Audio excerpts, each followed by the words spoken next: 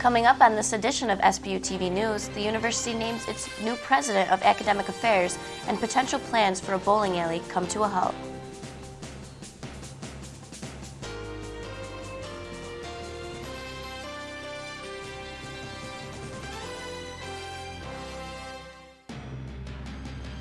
Welcome to this edition of Sbu TV. I'm Michelle Clark. And I'm Rachel Ceccarelli.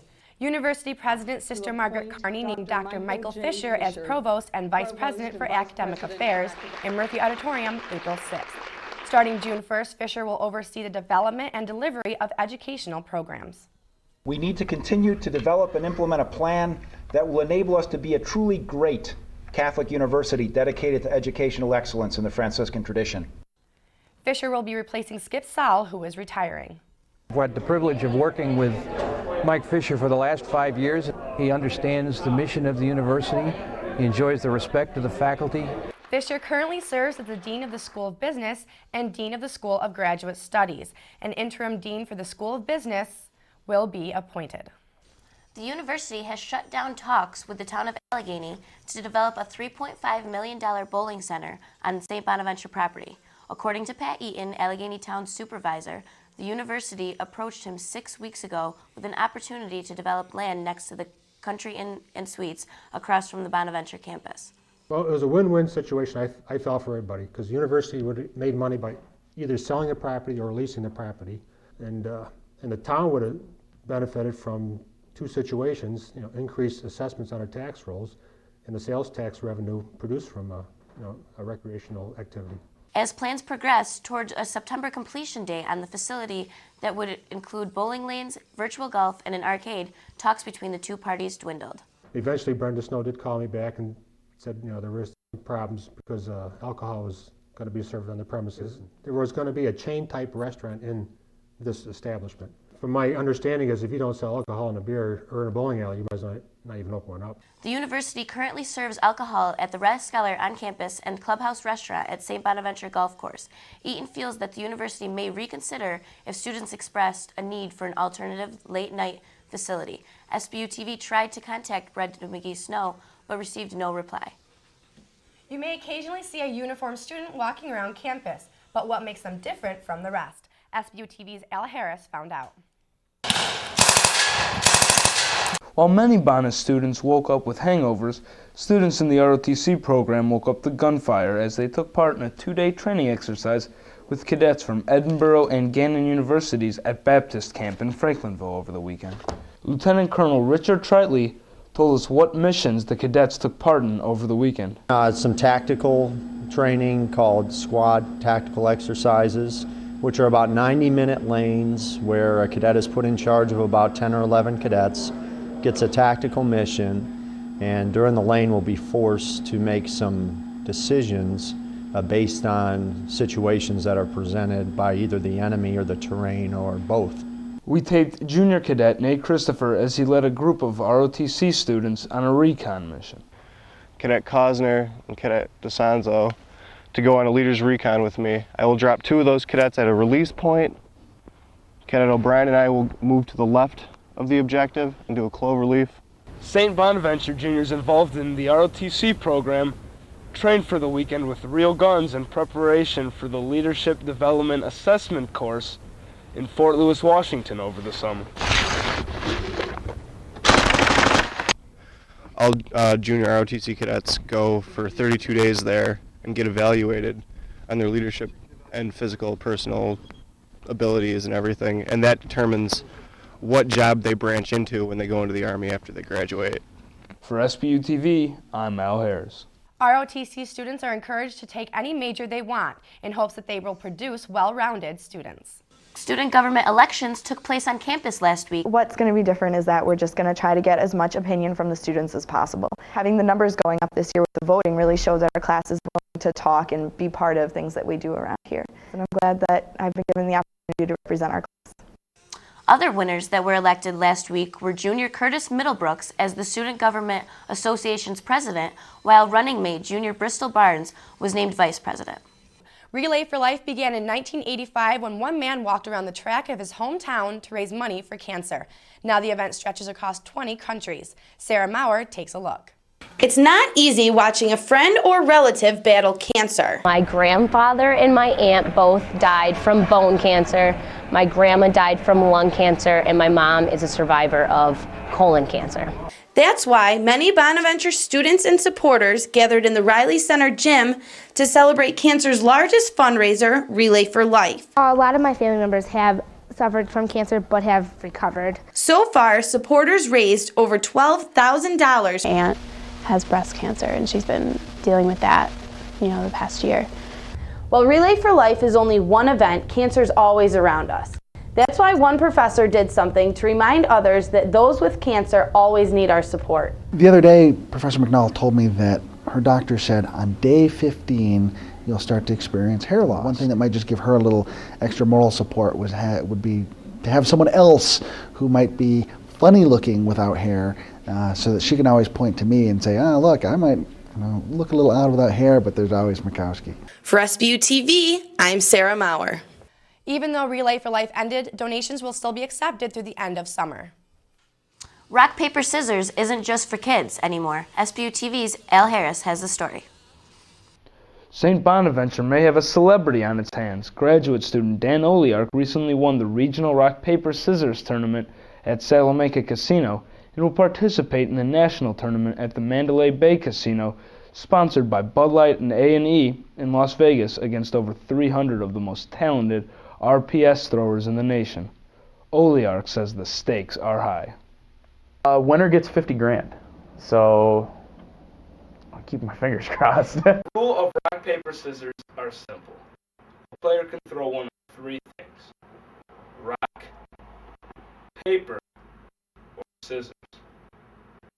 Rock makes scissors, paper covers rock, and scissors cut paper. According to the USA's RPS League's official website, what you throw says a lot about your personality.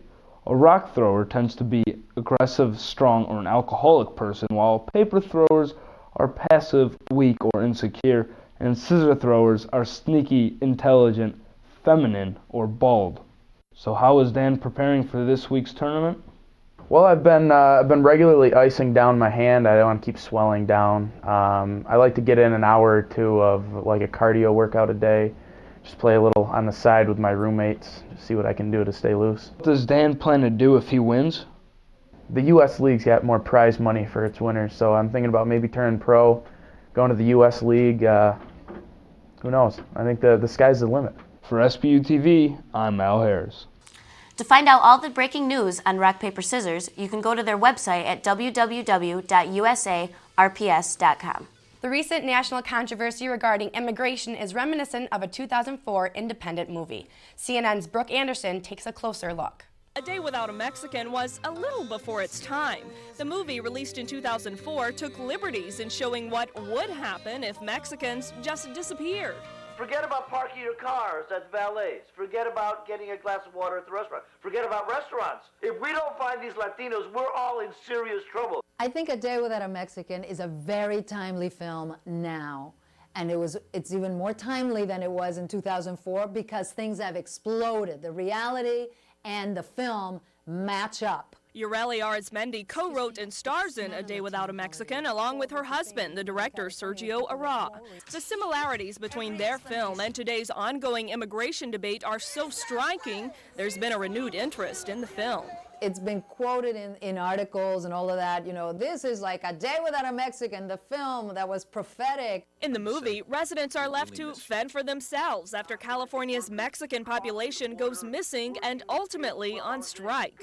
Similar to what really happened just days ago when tens of thousands of people ditched work and school to take part in protests against tougher immigration laws before Congress.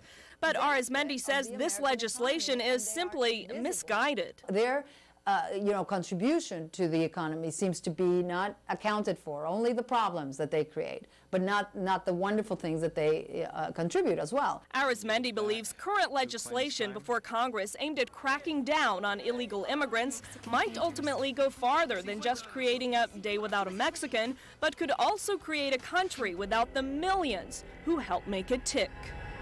Brooke Anderson, CNN, Hollywood.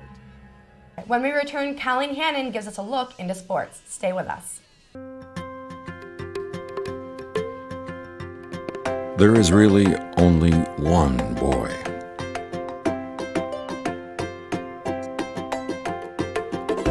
One girl.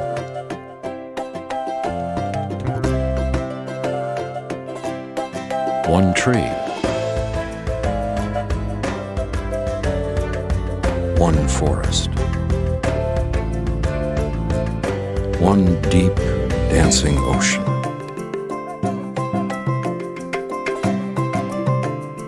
One mountain calling. One handful of sand through our fingers. One endless sky overhead. And one simple way to care for it all. Please visit earthshare.org and learn how the world's leading environmental groups are working together under one name, EarthShare. One environment, one simple way to care for it. Welcome back, and now Colleen Hannon joins us with sports. Colleen? Last weekend, the baseball team dropped 2 of 3 games at Dayton. The Bonnies won the first game 7-2 behind 7 strong innings from senior pitcher John Zinneker. Junior Joe Rizzo hit his 5th home run of the season and added 3 RBIs. Game 2's story was 4 errors by the Bonnies that led to 3 unearned runs. Junior Brian Pellegrini's 8th inning home run was not enough as the Bonnies fell 5-4. Despite an A-10 leading 6th home run from Rizzo, the Bonnies couldn't stop Dayton's offense and dropped the rubber match 7-4. Early this week, the Bonnies game at Canisius was canceled due to weather, as was their doubleheader the following day at Lemoyne. The team rescheduled Lemoyne May 15th for a single game. This weekend, the Bonnies welcome Atlantic 10 leading Charlotte to McGraw-Jennings Field for a 3-game series, the first home games of the season. Charlotte is a perfect 6-0 in conference play and 21-8 overall. The 49ers led the A-10 in almost every major offense category and have allowed fewest runs in conference play. The Bonnies women lacrosse team took on the Bisons of Bucknell on a windy game day at McGraw-Jennings Field. The Bonnies got on the board first with a goal from senior Courtney Gibbons. Freshman Kate Foss blows by the Bisons defense for her first goal. Bonnies dominated the first half, going up 4-0 before Bucknell put a goal on the board. The Bonnies took a 6-2 lead in the half. Second half led to more Bonnies domination. Foss ended the game with 7 goals as the team cruised to a 14-8 victory. The win moved the team to 7-0 on the season. It may not be suitable weather to play golf in Western New York, but the Masters is taking place right on schedule in Georgia. Sbu Tv's Kathleen Donnelly finds out what Bonaventure students think of this year's tournament. Masters is arguably the biggest tournament in golf, and it begins on April 6th in Augusta, Georgia. The greatest golfers in the world will tee off at beautiful Augusta National Golf Club for a chance to win that coveted green jacket. To win the Masters tournament could be the greatest accomplishment in a golfer's career. The winner is granted entry to an exclusive club of champions. Will there be a new member to the Masters Elite? Will Tiger Woods take home his 5th Masters championship? Here's what some Bonaventure students think about who will sink those birdie putts and become 2006 Masters champion. I actually want Phil Mickelson to win his 2nd green jacket. I think the reason he may win is his 2-driver approach, alternating between 1 for the fade and 1 for straight shots has been really beneficial to his game this last couple of weeks. I'd like to see Tiger Woods win the Masters, considering this would be his 5th win, and they're saying that he could be on the road to breaking the record of most Masters won. If John Daly's playing, I want him to win. I'm going to have to go with Phil Mickelson just because he's been my favorite golfer for years, and he likes to take chances on the course, just like me. For Sbu TV, I'm Kathleen Donnelly. Tune into CBS for complete Masters coverage this weekend. And that's your look into sports. Thanks, Colleen. Stay tuned to see what chocolate treats we found right in downtown Olean. Getting a life worth sharing is all about having a sense of conviction that you have something to offer others. And I got that life worth sharing from St. Bonaventure University. My name is Deb Henretta. I'm a president at Procter & Gamble. St. Bonaventure gave me my dream. My dad went to St. Bonaventure. I went to St. Bonaventure. I'd love nothing more than for my daughter to experience the sense of community and the strong values that this university provides. Coming to Bonaventure was the best decision I've ever made. My name is Robert McDowell. I graduated in 1991 with a degree in finance. I am the assistant to the CFO of a $650 million corporation. What I remember most about St. Bonaventure turned me into the person that I knew I wanted to be, but didn't know how to get there. St. Bonaventure turned me into a leader, someone who could learn and achieve and be able to give back in many ways. Get a life worth sharing. Welcome back. We went searching for Easter candy and found it right at the old library. I've taken College Cooking 101 on the road. I'm here at the old library bread and breakfast. We all know they cook up great food, but what you may not know is they also make delicious chocolates. Let's go inside and see what Chocolate Treasures is making for Easter. It's a bona fide chocolate factory in the back of the old library bed and breakfast. Chocolate Treasures makes everything for Easter, from chocolate carrots, eggs, and even tie-dye chocolate bunnies. Co-owner Pauline Porter shows us how she creates these festive chocolate confections. Show you today how we make a little bit of Easter candy. Spoon into the rabbit, plastic mold. If you work fast enough, you can use the freezer to harden the chocolate. You tap them out of the mold, the back of the eye, and just put him on the bunny. Okay, the next step is I'm going to show you how to paint a mold. I went ahead and I already painted this one to show you how we put the second coat on, and I'll show you how we fill it. Put your stick in, roll it, tap it down, and it goes in the freezer. And that's what the bunny looks like when he comes out. Now I'm going to show you how to make an Easter egg. Make sure you get way up to the edge, otherwise it'll leak on you. This is toasted coconut cream. It's all handmade. It's a buttercream filling. And then we're going to top it off with a good base so people get a good taste of the chocolate and the filling, and it goes in the freezer. And just set him on there and hold him on there until it's hard. And it doesn't take very long because remember, the egg came out of the freezer cold. All of that candy tastes as good as it looks. For College Cooking 101, I'm Rachel Ceccarelli. Stay tuned next week for more college cooking tips. That does it for this edition of Sbu TV. I'm Rachel Ceccarelli. And I'm Michelle Clark. For Colleen, Hannon, and all of us here, thanks for watching.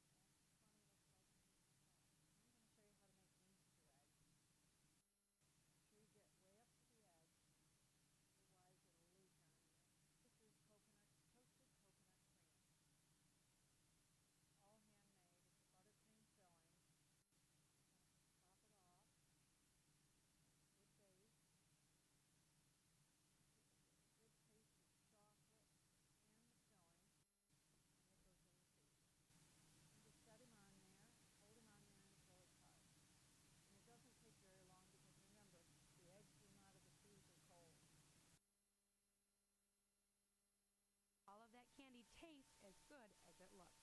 For College Cooking 101, I'm Rachel Ceccarelli. Stay tuned next week for more college cooking tips. That does it for this edition of Sbu TV. I'm Rachel Ceccarelli. And I'm Michelle Clark. For Colleen, Hannon, and all of us here, thanks.